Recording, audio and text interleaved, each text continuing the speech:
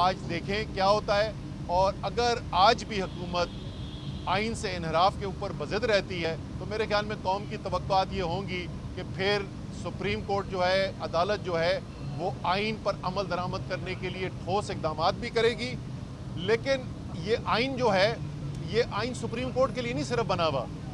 तमाम पाकिस्तान के शहरी, हमारे जितने भी हकूक़ हैं, हमारी आज़ाद रहने के हकूक़, हमारे आज़ादी से बात करने के हकूक़, हमारी हक हलाल की कमाई कमाने का हक, एक जगह से दूसरी जगह जाने का, एक जगह पर जमा होने का, जितने भी हकूक़ हमारे हैं वो सब इसी आइन से आते हैं। तो अगर आइन से इनहराफ हो रहा है, आइन से तोड़ा जा रहा है, आइन को तोड़ा जा रहा है, तो इसका मतलब हर पाकिस्तान के शहरी के हक के ऊपर डाका डाला जा रहा है। और ये सिर्फ सुप्रीम कोर्ट की जिम्मेदारी नहीं इस आइन का दिफा करने के लिए, ये हर पाकिस्तानी शहरी की जिम्मेदारी है। बड़ी ईद के बाद इलेक्शन में शहबाज शरीफ साहब ने जो असल फैसला करना है ना,